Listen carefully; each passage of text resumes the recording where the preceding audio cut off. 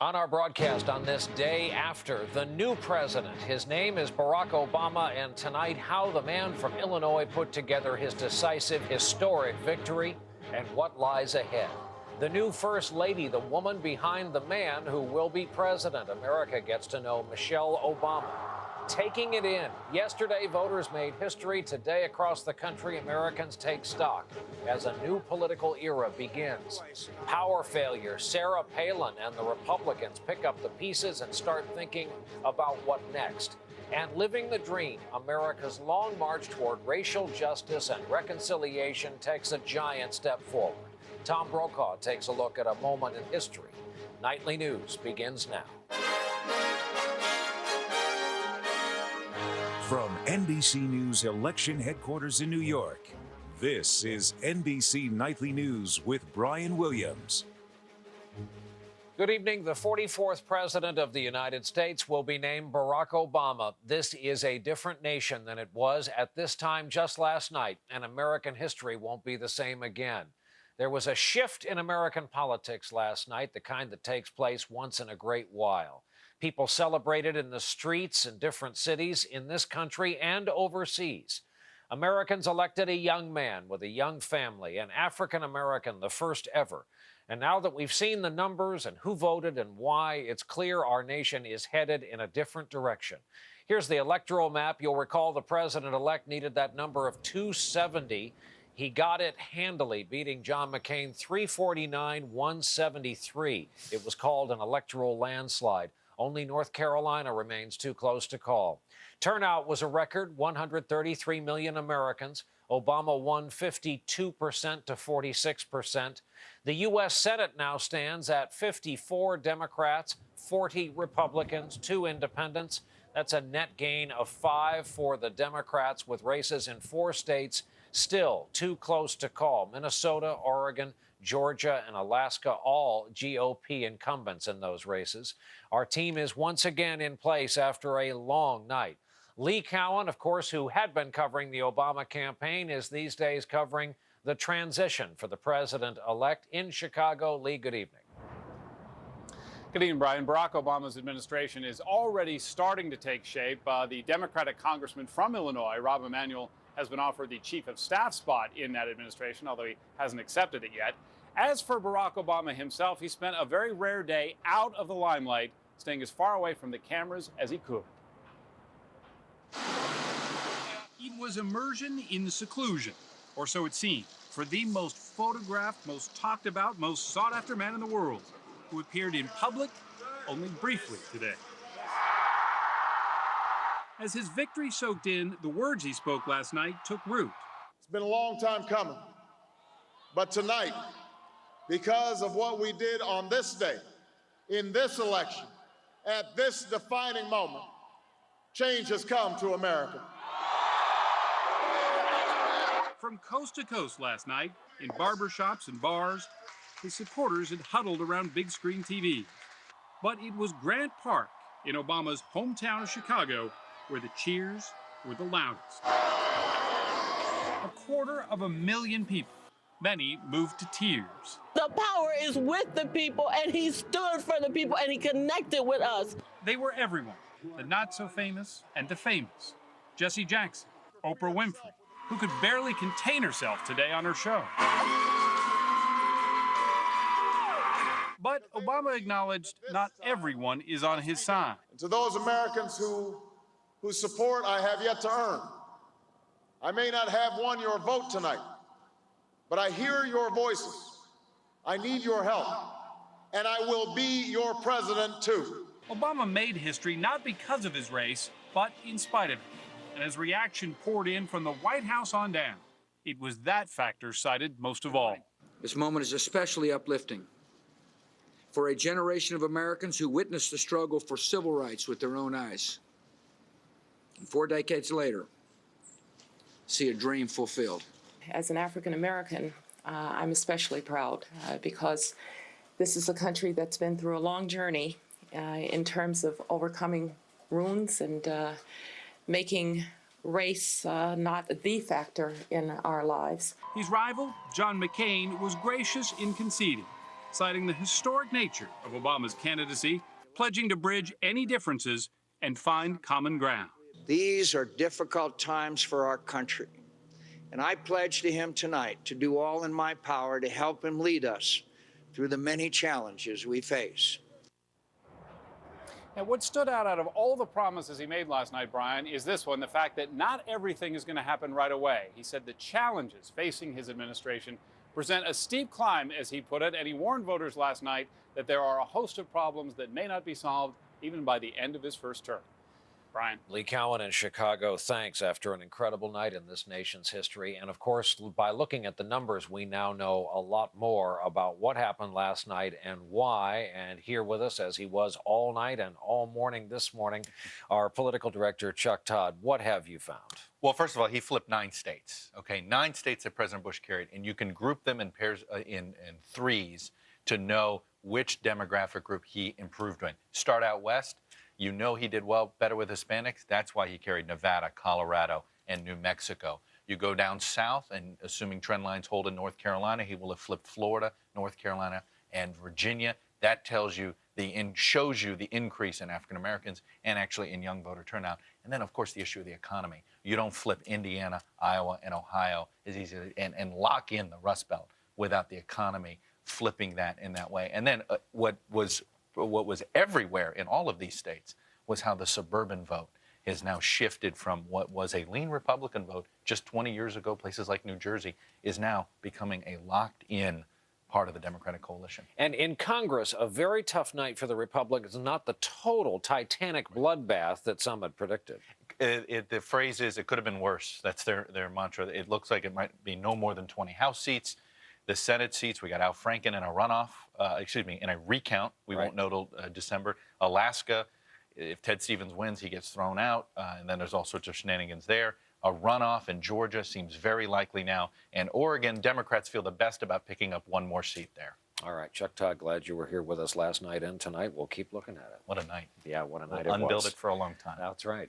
Now begins, of course, the hard work, the transition of the machinery of government being handed over after 8 years of the Bush administration to this new president. He now has 76 days to start a new government, prepare for inauguration. That story tonight from NBC's Andrea Mitchell. An historic win. Yes, we did! Raising big expectations in Washington. Now the hard part, delivering on that promise. Joe Biden in Chicago today was asked if he had talked to the president-elect about his role. Biden is expected to be a key player on foreign policy. Obama's aides have studied transitions that worked, Ronald Reagan's, and those that didn't, Bill Clinton's. Bill Clinton will tell you that he made a huge mistake in concentrating on appointing his cabinet and delaying the appointment of the staff until a few days before the inauguration. That's why advisors say Obama wants his good friend, Chicago Congressman Rahm Emanuel, a hard-nosed White House veteran, to be his chief of staff. He knows policy very well. He knows politics. He knows how the Hill works. He has been in the White House before. I just think he would be an excellent choice. Obama may also announce an economic team this week. He's getting advice from former Treasury Secretary Robert Rubin, former Fed Chairman Paul Volcker, and Warren Buffett, among others. He's considered former Treasury Secretary Larry Summers for Treasury, also highly regarded New York Fed President Tim Geithner, and J.P. Morgan Chase Chairman James Dimon. And today, the CIA announced that until the inauguration, it will serve two consumers, the president and the president-elect. CIA Director Michael Hayden said Barack Obama will now see the full range of capabilities we deploy for the United States. Still, transitions can be dangerous.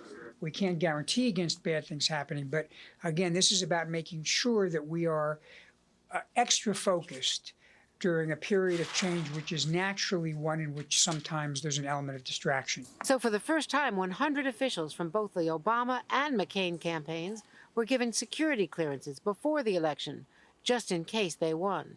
Andrea Mitchell, NBC News, Washington. This nation woke up this morning changed. As one columnist put it, America matured in 2008 by choosing Barack Obama. Tonight, NBC's Kevin Tibbles takes stock of a new day. sunup and sunny side up in Chicago's Hyde Park. Scrambled eggs, sausage, and potatoes. That's Obama breakfast. At the president-elect's favorite diner, they were giving it away. This is a wonderful day for the world. Not far from Obama's home, it's celebration time. He's our president and he's our neighbor, so he's from the neighborhood. History in the making, first African-American president in the United States is beautiful. It's very, very beautiful. Outside, a carnival atmosphere with freshly minted T-shirts for sale. This is great. Barack Obama.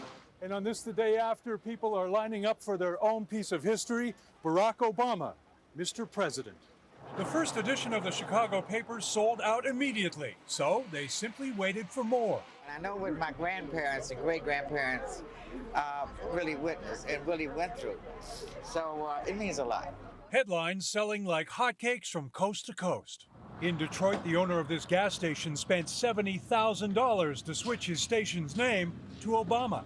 To show the people, if you want to change, there's no limit. And on a balmy November day in Minneapolis, it's a family affair. I'm equally as happy that we get Michelle Obama to be First Lady as that we get Barack Obama to be President. I think she rocks. But not everyone's overjoyed. I'm afraid it's going to change the Supreme Court, do a lot of things that us conservatives would rather do the other way. Ann Nixon Cooper is 106 years old. Last night, Barack Obama spoke of a remarkable centenarian in Atlanta. I never expected it during my lifetime. Now, Ann Nixon Cooper is living another piece of history as Barack Obama is elected the next American president.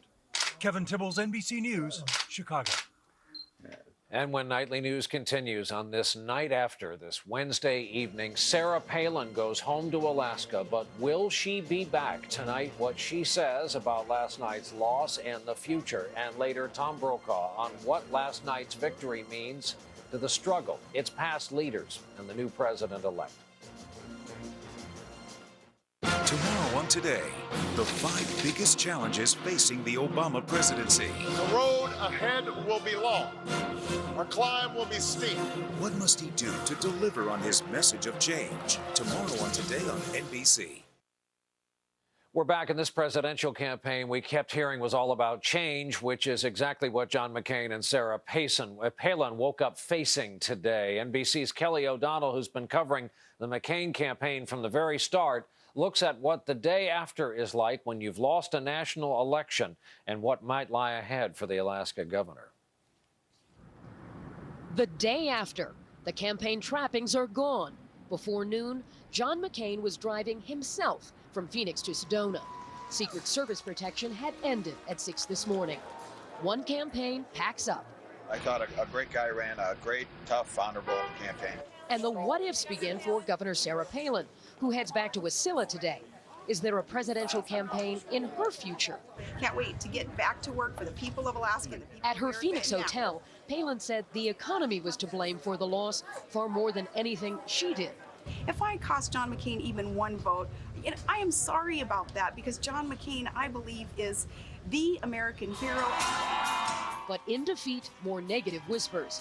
Newsweek magazine had inside access for a book and reports that a senior campaign aide claimed Palin was more directly involved in the high-end shopping spree for campaign clothes, spending tens of thousands more than has been acknowledged. Today, the governor denied causing tensions. We laugh about that criticism, and if only people, come on up and travel with us to Alaska and see this diva lifestyle that I supposedly live or would demand, because it's just false. But again, I'm not going to participate in any of the negativity. During his concession speech, McCain hinted at a political future for Palin. One of the best campaigners I have ever seen, and an impressive new voice in our party. 2012 seeming a long way off today. Palin was careful to say she couldn't imagine a run in 2012 now because of the newness of this defeat.